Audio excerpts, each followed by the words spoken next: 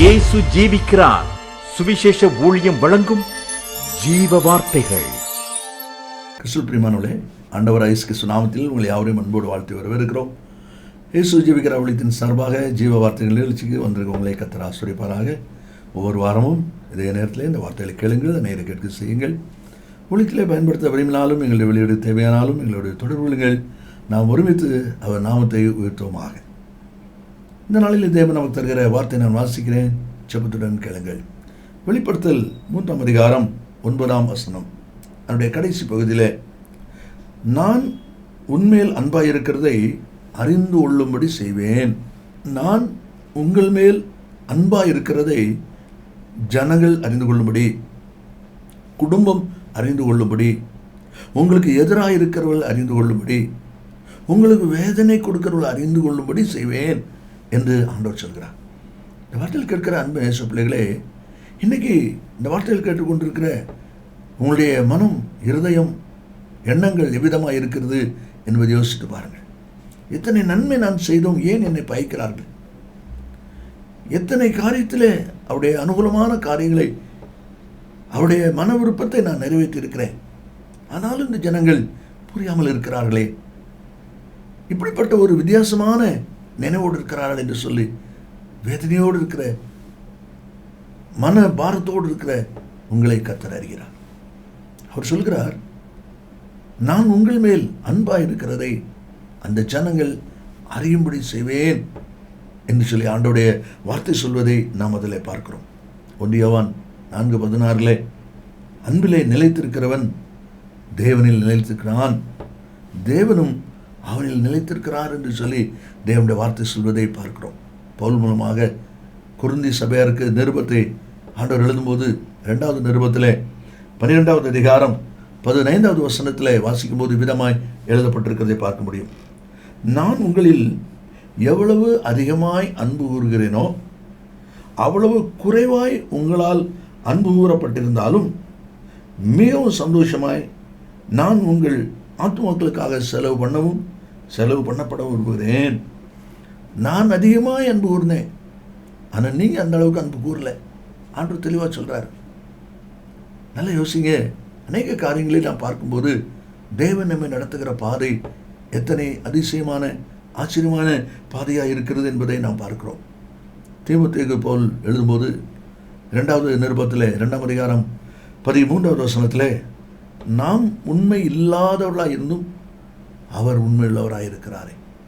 நாம் அநேக சமயங்களிலே வார்த்தைகளிலே தவறிவிடுகிறோம், சொல்வதை நிறைவேற்றாமல் விட்டுவிடுகிறோம். ஆனால் ஆண்டவர் உண்மையுள்ளவராக இருக்கிறார், வாக்கு மாறாதவராக இருக்கிறார். இவை எல்லாமே தேவன் நம்மோடு கூட இருக்கிறார் என்பதை குறித்து ஜனம் அறியும்படியான ஒரு காரியத்தை செய்வேன் என்று சொல்கிறார். எரேமியா 1ஆம் அதிகாரம் 19ஆம் வசனத்தில், உன்னை ரட்சிக்கும்படிக்கு நான் உன்னுடனே கூட இருக்கிறேன் என்று சொல்வதையும் நாம் அதில் பார்க்கிறோம். வேதாந்தத்திலிருந்து 2-3 அனுபவங்களை வேகமாக நாம் வாசித்து ஜெபிக்க போகிறோம். அதாவது, ஜனங்கள் மத்தியிலே நான் உன்னோடு அன்பாக இருக்கிறேன் என்பதை அறிந்து கொள்ளும்படி செய்வேன் என்று சொல்கிறாரே, எப்படி இந்த காரியத்தை அவர் நிறைவேற்றுகிறார்? வேகமாக 2-3 காரியங்களை நாம் வாசிக்க போகிறோம். முதலாவதாக யாத்திராகமம் 14ஆம் அதிகாரத்துக்கு நேராக நாம் வரும்பொழுது, இஸ்ரவேல் ஜனங்களை ஆண்டவர் எகிப்திலிருந்து கானானுக்கு கொண்டு வரும்படியான ஆயத்தத்தை செய்கிறார். செங்கடல் முன்னே இருக்கிறது, பார்வோனுடைய சேனை விரட்டி கொண்டு வருகிறது. இப்படிப்பட்ட நெருக்கடியான ஒரு நிலையிலே ஜனம் மாட்டிக்கொண்டார். ஆனால் கர்த்தர் ஆச்சரியமாய் மோசேயின் மூலமாக செங்கடலை பிளக்க பண்ணி அதன் வழியாக கொண்டு வருகிறார். பார்வோனுடைய சேனையும் இதை பயன்படுத்தி அவர்களும் செங்கடலுக்குள்ளே வந்து அமிழ்ந்து போகிறதை யாத்திராகமம் 14ஆம் அதிகாரத்தில் வாசிக்கிறோம். அப்பொழுது ஜனங்கள் சொல்லுகிற ஒரு வார்த்தையை பாருங்கள். 25வது வசனத்தில், அவருடைய ரதங்களிலிருந்து உருளைகள் கழலவும் அவர்கள் தங்கள் ரதங்களை வருத்தத்தோடு நடத்தவும் பண்ணினார். அப்பொழுது எகிப்தியர், இஸ்ரவேலரை விட்டு ஓடி போவோம், கர்த்தர் அவர்களுக்கு துணை நின்று எகிப்திற்கு விரோதமாக யுத்தம் பண்ணுகிறார் என்றார்கள். இதுவரைக்கும் இந்த ஜனங்கள் அதை உணராமல் தான் இருந்திருக்கிறாங்க. 10 வாதைகள், இந்த 10 வாதைகள் இஸ்ரேல் ஜனங்களுக்கு கிடையாது, எபிரேய ஜனங்களுக்கு கிடையாது. அதெல்லாம் பார்க்க தான் செஞ்சாங்க. ஆனால் அதே சமயத்தில் அந்த உணர்வு வரல. தேவனோடு இருக்கிறார் என்பதையும் தேவன் அவர்களுக்காய் செயல்படுகிறார் என்பதையும் குறித்த அறிவு இந்த நேரத்தில் தெளிவாக இருக்கிறதை நாம் இங்கே பார்க்கிறோம். ஆண்டவர் செங்கலுக்குள்ளே அவர்களை அமிழ்த்து போடுகிற அந்த நிலை வரும்போது அந்த ஜனம் சொல்லுது, இஸ்ரவேலுக்கு ஓடி போவோம், கர்த்தர் அவர்களுக்கு துணை நின்று யுத்தம் பண்ணுகிறார் என்று சொல்லி அந்த ஜனங்கள் சொல்வதை பார்க்கிறோம். அந்த வார்த்தையில் கேட்கிற அன்பு நேச பிள்ளைகளே, அன்றைக்கு அந்த ஜனங்களுக்கு ஒரு துணை நின்று யுத்தம் பண்ணின தேவன் உங்களுக்காக யுத்தம் பண்ணுகிற தேவன். ஒருவேளை அமைதலாக இருக்கிறார் நினைக்கிறீங்களா? ஆண்டவருக்கு தெரியாதது போல இருக்கிறது என்று நினைக்கிறீங்களா? சத்துருடைய காரியம் கொடிகட்டி பறக்குது அப்படின்னு நினைக்கிறீங்களா? எல்லாவற்றுக்கும் முடிவு சமீபமாயிற்று. இனி இதுவரை பொறுத்திருந்த ஆண்டவர் இனி பொறுத்திருப்பதில்லை. அவர் சொல்லுகிறார், உன்னோடு கூட நான் இருக்கிறேன், நான் அன்பாக இருக்கிறேன் என்பதை அந்த ஜனம் உணரும்படி செய்ய போகிறேன், உணரும்படி செய்ய போகிறேன். இதுவரைக்கும் நீங்கள் தோல்வியை சந்திச்சிங்க, போராட்டத்தை சந்திச்சிங்க. ஆனால் இனி ஒரு மாற்றத்தை நீங்கள் பார்ப்பீங்க. அதை தான் தேவனுடைய வார்த்தை சொல்வதை அதிலே நாம் பார்க்கிறோம். ரெண்டாவதாக 1 சாமுவேல் 5வது அதிகாரம் 7வது வசனத்தை நாம் வாசிக்கும்போது அதில் சொல்லப்பட்டிருக்கிறது, அஸ்தோத்தின் ஜனங்கள் பேசிக்கொள்கிற ஒரு வார்த்தையை நம்மளே பார்க்கிறோம். என்ன பேசிக்கொள்கிறார்கள்?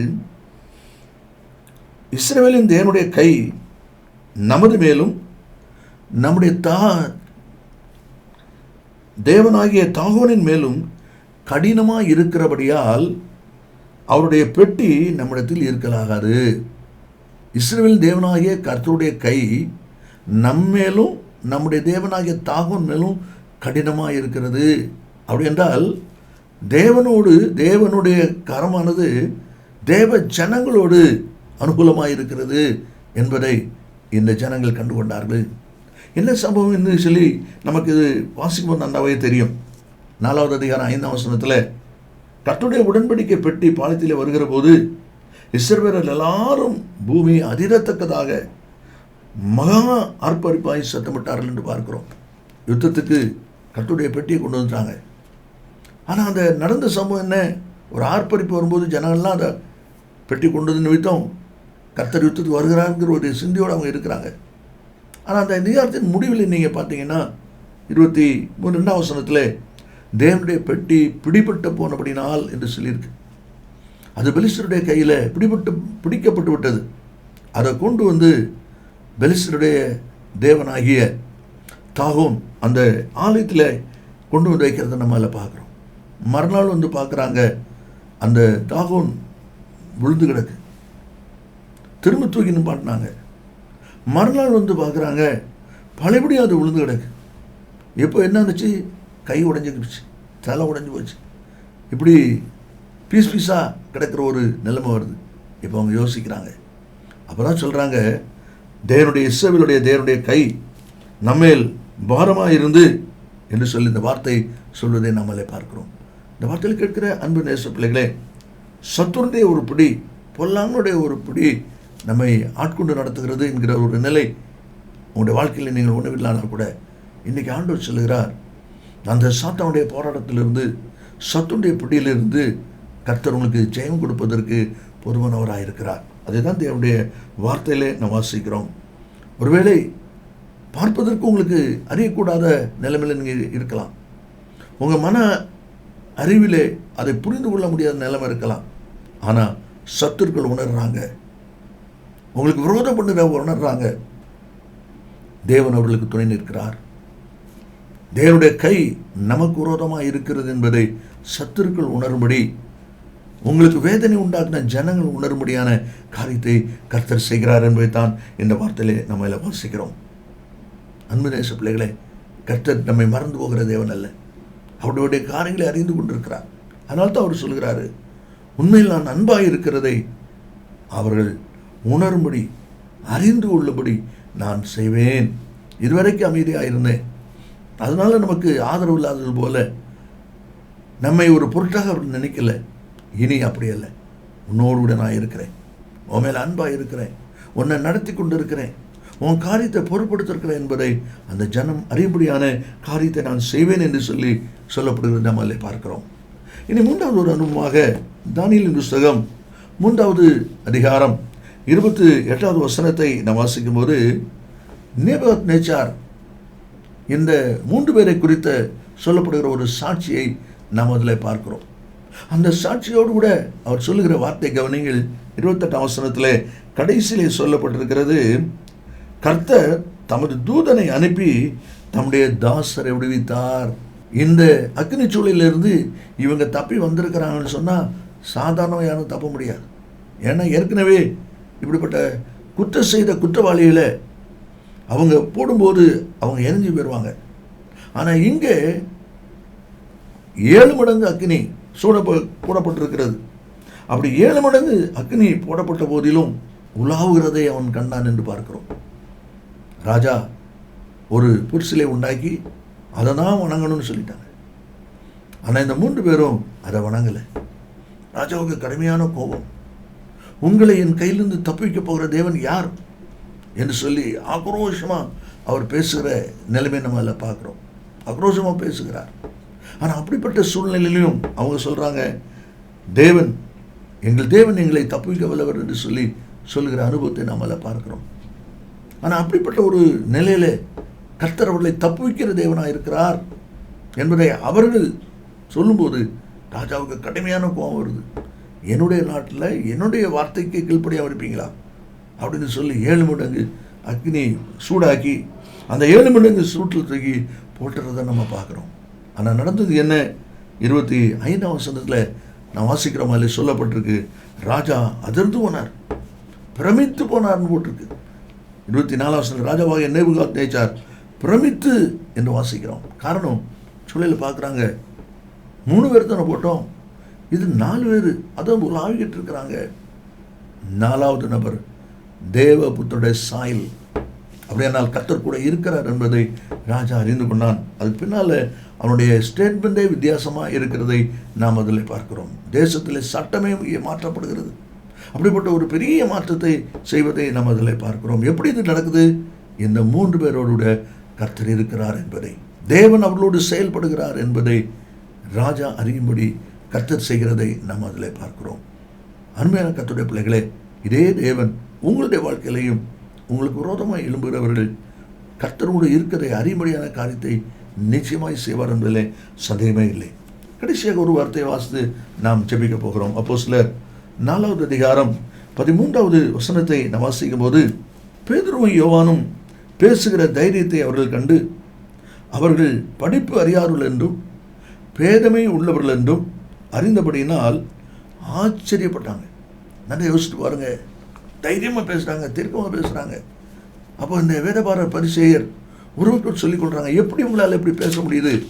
இவங்க படிப்பறிவு கிடையாத, இவங்களுக்கு பேதமை உள்ளவங்கெல்லாம், அப்போ எப்படி உங்களால் இப்படி செய்ய முடியுது என்று சொல்லி நினைக்கிறாங்க. இவங்களுடைய காரியத்தை பார்த்த உடனே 4வது அதிகாரத்தில் முதல் 3 வசனத்தை நீங்கள் வாசிப்பீங்கன்னா, பேதுரு பேசுகிறதுக்கு அவங்க மிகுந்த கடும் கோபம் கொண்டு அவனை பிடிச்சி ஜெயிலில் போட்டுடுறாங்க. 7ஆம் வசனத்தில் அவங்கள பார்த்து கேட்குறாங்க, நீங்கள் எந்த வல்லமையினாலே எந்த நாமத்தினாலே இதை செய்றீங்க சொல்லுங்க. அவன் சொல்கிறான், நீங்கள் சிலுவையில் இறங்கிங்களே அந்த இயேசு தான், அந்த இயேசுவின் நாமத்தினால நான் இதை செய்கிறோம். அவங்களுக்கு மிகுந்த கோபம் வருது. ஆனால் முடிவை நீங்கள் பாருங்கள், அவங்களே பேசிக்கிறாங்க. எப்படி இது நடக்கு? அந்த 13ஆம் வசனத்திலே கடைசியிலே சொல்லப்பட்டிருக்கிற அனுபவத்தை நாம் அதில் பார்க்கிறோம். அதில் சொல்லப்பட்டிருக்கிறது, அவர்கள் இயேசுடனே கூட இருந்தவர்கள் என்றும் அறிந்து கொண்டார்கள். இந்த வார்த்தையில் கேட்கிற அன்பு நேச பிள்ளைகளே, இன்றைக்கு கர்த்தர் கொடுக்கிற வார்த்தை என்ன? உங்களோடு கூட தேவன் அன்பாக இருக்கிறார் என்பதை எதிரிகள், விரோதிகள், உங்களுக்கு எதிராக இருந்தவர்கள் அறியும்படியான காரியத்தை கர்த்தர் செய்வார். நீங்கள் அதை பார்ப்பீர்கள். நாம் ஜெபிப்போமா? இயேசு சீக்கிரம் வரப்போகிற நல்ல பிதாவே, நன்றியோடு துதிக்கிறோம். உடைய வார்த்தை ஆமென்றும் ஆமென்னும் இருப்பதற்காக ஸ்தோத்திரம். இந்த வார்த்தை கேட்டிருக்கிற ஒவ்வொருவரும் இந்த நாளிலும் கர்த்தர் தன்னோடு இருக்கிறேன் என்பதை விசுவாசித்து பலனுடைய கர்த்தர் உதவி செய்யும். இயேசுவின் நாமத்தில் பிதாவே, ஆமென் ஆமென். கர்த்தர் உங்களை ஆசீர்வதிப்பாராக. ஆமென். ஜீசஸ் லிவ்ஸ் காஸ்பல் மினிஸ்ட்ரீஸ், சகோதரர் John M Jeyaraj, 123A Donavur road, Mavadi, Nellai மாவட்டம், தென்னிந்தியா 627107. செல்போன் 9443113292.